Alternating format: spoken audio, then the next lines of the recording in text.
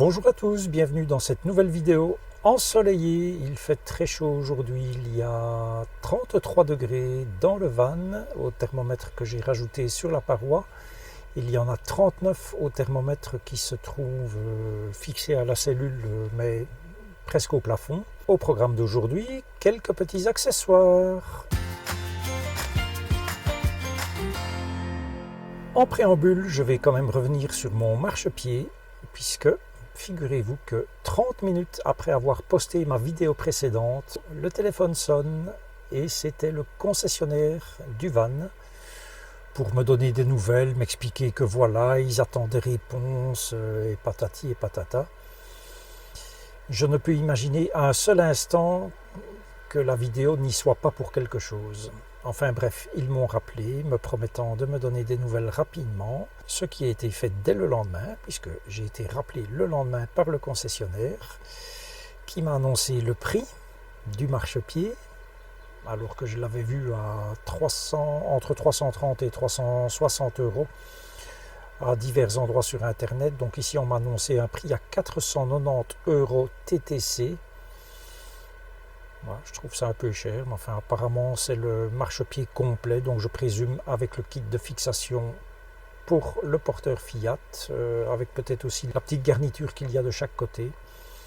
Voilà, on verra. À cela, il va falloir ajouter la main d'œuvre qui chez eux est à 75 euros de l'heure, TVA comprise, je pense. Toujours est-il que, vu le montant vers lequel on s'oriente pour le remplacement de ce marchepied et la réparation du bas de caisse du véhicule, je vais donc faire jouer l'assurance, puisque j'ai une Omnium, je ne sais pas comment ça s'appelle en France, une Tourisque, je pense. Voilà, j'ai 850 euros de franchise, mais je vais les dépasser, puisque j'ai déjà 550 euros pour la réparation de la carrosserie. Je vais avoir 490 euros pour le marchepied, plus la main d'œuvre pour son placement. Voilà, donc je vais envoyer un dossier complet à l'assurance qui est déjà prévenu. Suite à ce deuxième coup de fil du concessionnaire, je devais avoir un mail de sa part, me communiquant son numéro de compte, puisque on me demande un acompte. Mais j'attends toujours ce mail finalement, et nous sommes maintenant 4 jours plus tard. J'ai fait l'acquisition de quelques petits nouveaux accessoires, de confort, on va dire. Tout d'abord, bien utile par la chaleur qu'il fait pour le moment, un ventilateur qui fonctionne sur batterie. Voilà, il est ici à côté de moi, c'est bien pratique. Il est d'ailleurs en train de recharger pour le moment.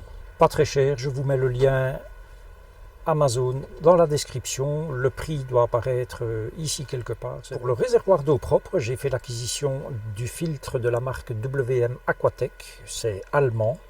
Le prix du filtre pour un réservoir de 100 litres d'eau, c'était 48 euros. J'ai donc choisi le kit, qui est plus intéressant financièrement. Il coûte 68,14 euros, toutes taxes comprises. Je mets le prix ici, je mettrai la description en bas. Acheté directement chez Aquatech et non pas sur Amazon, puisque sur Amazon France, ce n'était pas livrable en Belgique, une fois de plus.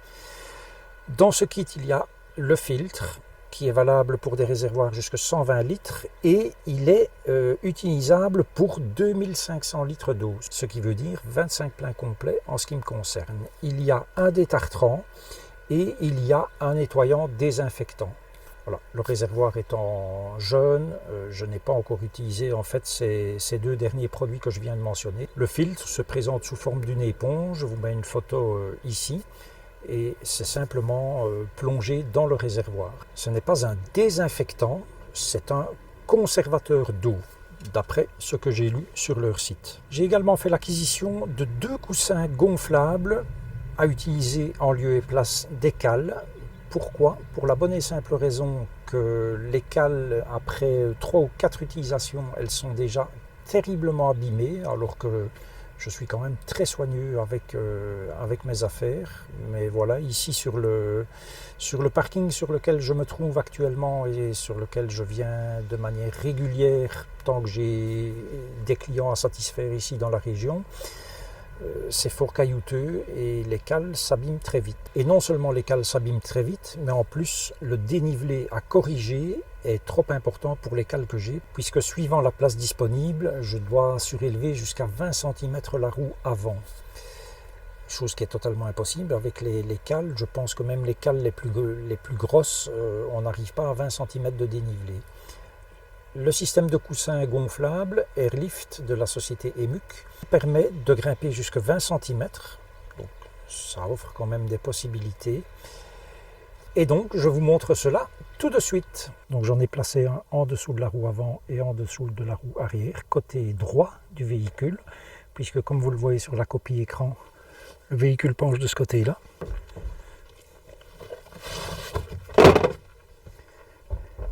C'est donc le compresseur qui est livré avec le véhicule.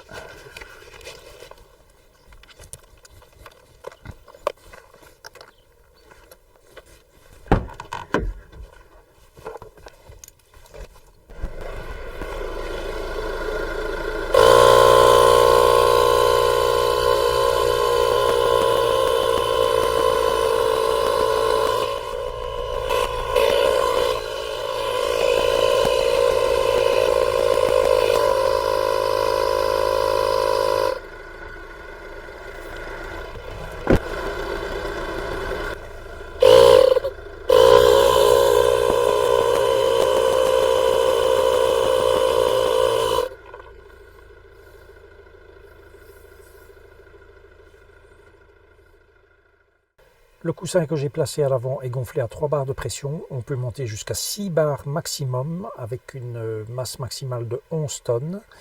Le câble du compresseur est fort heureusement assez long pour aller jusqu'à l'arrière. Donc ça c'est parfait et vous voyez que le coussin arrière est moins gonflé. Mais comme vous le voyez sur la copie d'écran de l'application que j'utilise pour mettre le van de niveau, je suis arrivé à un niveau parfait puisque tout est à 0. Même si personnellement je préfère que ça penche un petit peu vers l'avant. Il ne faut pas se cacher la vérité, ce système est plus contraignant que l'utilisation des cales. Les cales, on arrive sur place, on les sort de la soute, on les positionne en dessous des roues qu'il faut, et puis il suffit de reculer dessus ou d'avancer dessus, c'est selon. Les coussins, jusque-là c'est pareil, on les sort, on recule dessus ou on avance dessus. C'est après que les choses se compliquent, puisqu'il faut sortir le compresseur. Donc dans mon cas, c'est le kit anti-crevaison qui est fourni avec le porteur, qui est quand même relativement puissant, mais qui consomme aussi beaucoup de courant, donc c'est 100 watts. Voilà pourquoi il faut laisser tourner le véhicule quand on l'utilise. Voilà, il faut sortir tout ça, dérouler le câble, brancher sur la valve, gonfler, puis faire l'autre roue, et puis tout ranger. Donc bien évidemment, c'est plus contraignant que les cales. Ceci étant, sur des terrains comme celui-ci, c'est quand même plus facile. De 1, ça me permet de monter nettement plus que la cale. Je pense que c'est quasiment le double. Et ça me permet de mettre de niveau plus facilement et en tout cas d'avoir une meilleure précision que les cales qui sont quand même un petit peu empiriques. Voilà, donc pour des terrains comme ça, parfait, mais je ne l'utiliserai certainement pas partout. Sur des terrains moins rudes que celui-ci, je pense que j'utiliserai mes cales, tant qu'elles tiennent en tout cas, parce que bon, vous avez vu l'état dans lequel elles sont. Dernière petite chose que je vous montre aujourd'hui, pour se faire plaisir, n'allez pas imaginer n'importe quoi, hein. Il s'agit d'un mousseur à lait rechargeable. Donc voilà la partie moteur. Les deux accessoires, il y a donc une espèce de spirale, je vais venir plus près pour vous montrer. Une espèce de spirale comme ceci, voilà. Il y a un petit fouet, pratique pour battre les œufs par exemple.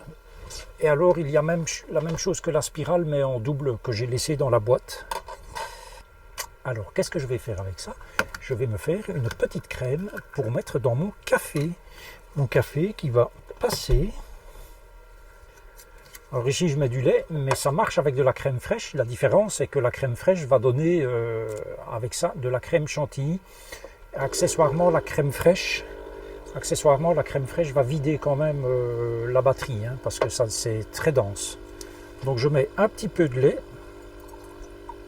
point trop n'en faut. Je referme. Tant qu'à se faire plaisir, je vais rajouter du sucre.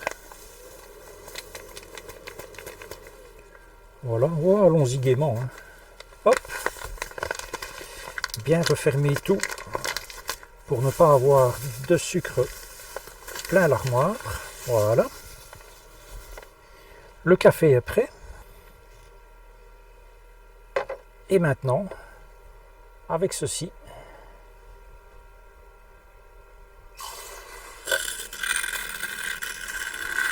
j'ai mis peut-être un peu beaucoup de lait. J'ai déjà une mousse bien onctueuse.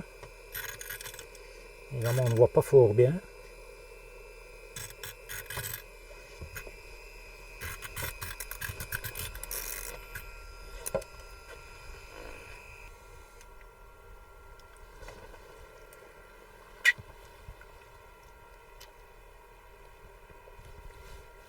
Délicieux. Et donc, j'espère ne pas en verser partout.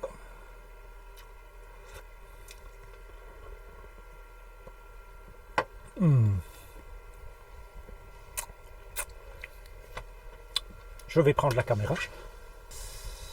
Et donc voilà à quoi ça ressemble.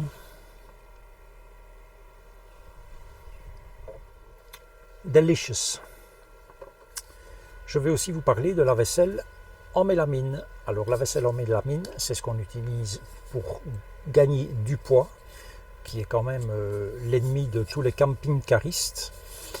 Et je suis tombé par hasard la semaine dernière sur un article qui disait que ça ne faisait quand même pas très bon ménage avec les aliments chauds, notamment.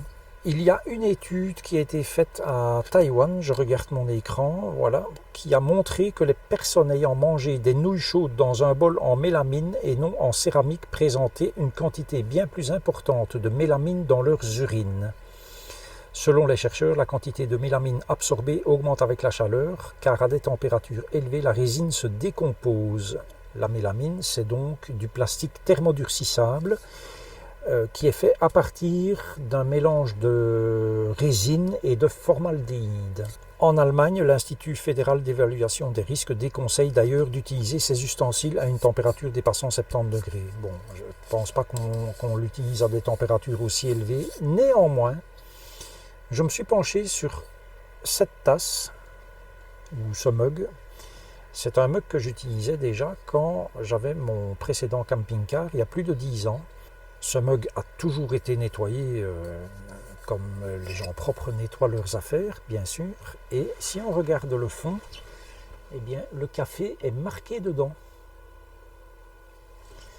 Alors que ça a été nettoyé après chaque utilisation. Donc, il y a forcément, si on voit ça, il y a forcément un échange entre l'aliment et la matière. Pour une utilisation sporadique, à mon sens, il ne doit pas y avoir trop de problèmes. Néanmoins, pour ceux qui vivent en van de manière permanente, comme c'est mon cas, j'ai déjà opté, en tout cas en ce qui concerne ma tasse, j'ai opté pour une tasse en céramique, tout ce qu'il y a de plus normal. Et pour les assiettes, je vais faire pareil. Voilà, maintenant, chacun fait ce qui lui plaît. Et en même temps, c'est pas 2 assiettes et une tasse, ça ne va pas changer grand-chose au poids.